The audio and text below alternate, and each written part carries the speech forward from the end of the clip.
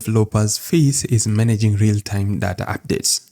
There are different techniques used to solve this problem, and one of them is Kotlin Flows, which is an amazing feature of Kotlin. So in this video, I will break down this complex topic into an easily digestible topic. So without any further ado, let's get started. Okay, so we have two houses of developers. So they need a source of water. And basically there is a well where water is flowing. So one of them said, hey, why can't we use a bucket and fetch the water directly from the water hole? So this one is going to take a lot of time and exhaust their energy. So one of them came with an idea, why not install a pipe? That pipe is going to send us water whenever we need. So we are going to open a tap and get the water directly. So basically the water hole is going to be the producer of that water. Then the pipes are going to be the intermediary and the houses are going to be the consumer. So whenever anybody needs water, then they're going to use the tap. So similarly, this is how our data is going to be flowing inside our applications. So we have the mobile application here, then they're going to require water. Basically, the data source is going to say, hey, I want to fetch this data directly from a server or a database.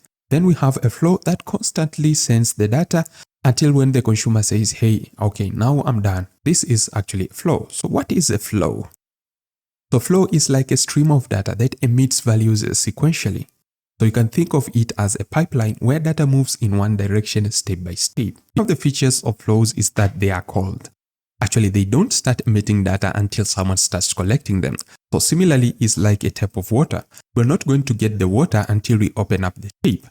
So basically here we have declared a flow and then we emit these values sequentially here. Now we are going to call here myFlow and get the reference directly. So this function is going to return immediately. As you can see, there is nothing that is going to be emitted, but we are going to have the reference to this flow here.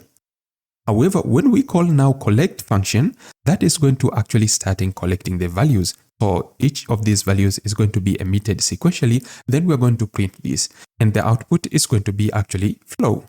So unlike other data streams like channels, which are actually hot by default, this one is going to save us a lot of things. So for example, if our function here is going to actually throw an exception before calling collect here, basically we are not going to perform heavy computation from here. So it's going to save us a lot of things and problems when we are actually collecting this data. Another features of flow is actually declarative. When you look here at a flow, is actually we are declaring it. And here we are actually calling the reference to this declaration, but we are not acting on each. So all of this is actually a declaration. And for more here, you can see we are actually thinking in declarative programming. So actually here, we are going to add another thing. We have declared here, for example, a range of 1 to 10, and we want to emit each values. But before emitting this, we want to filter the data. Now we want to keep only even numbers. Now you can see we are going to execute here by collecting this and actually getting the data. So this is actually reading us to a more declarative programming. So here we are declaring what we want. Then the caller function doesn't want to know what is happening actually in that function. And whenever that function is going to call collect, now we are just going to get more data. And here we can perform other declarations which we actually need inside our collect. So we're going to speak more this in other videos. So we have actually declared here a list of 3 values and actually a flow of 3 values. So when you look at this code, they look similar. The only difference is that we are using here a flow of and a list of. But there is a difference in execution.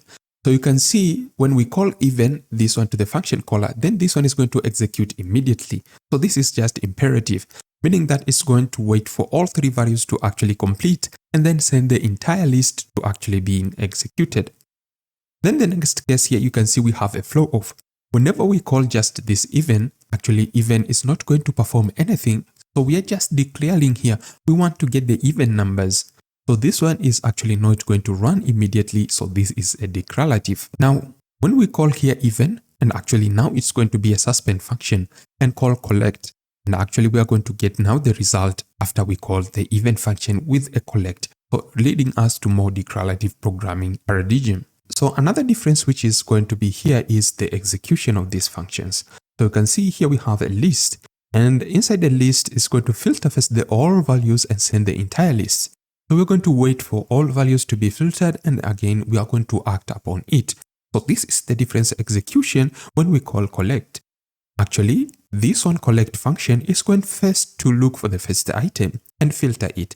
If it's going to be actually an even number, then that even number is going to be sent and we are going to act upon it.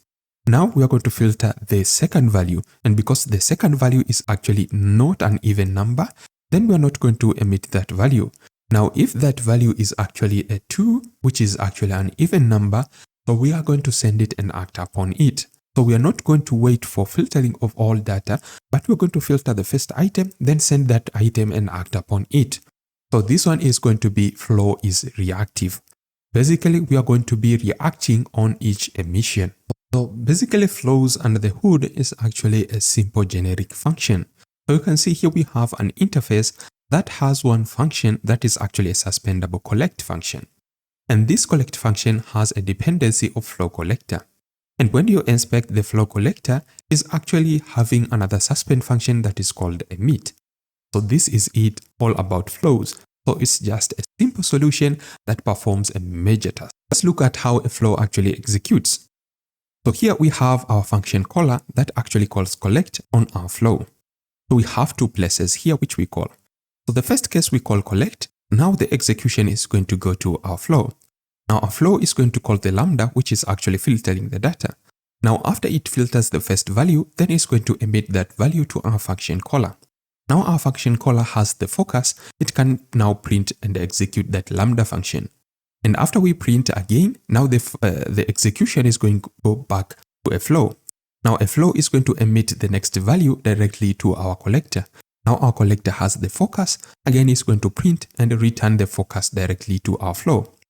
Now our flow has no any values, it's going to execute back and say, hey, I have no value, and return the focus directly to the function caller. So this is how a function actually executes. Okay, now let's assume that we add suspend modifiers inside our flow. So our flow is going to take 100 milliseconds. For example, we are fetching data from the network, then it's going to take a time to execute this. Again, when we collect here, we are going to delay this for 200 milliseconds. For example, now we are saving the data which we have get inside our database. So it's going to take us more time to save this data other than fetching this data. So now here we have one issue. You can see that we are emitting values every 100 seconds and we are collecting values by 200 milliseconds. So this one is going to save us a lot of issues here. Let's look at how now this executes. You can see when the value actually emits, then we cannot process it until we finish that suspending. Now we can print the values again and return the focus directly to our flow. Now our flow has the focus, it can now emit another values. But now the value is not going to be executed again until the delay is going to be finished.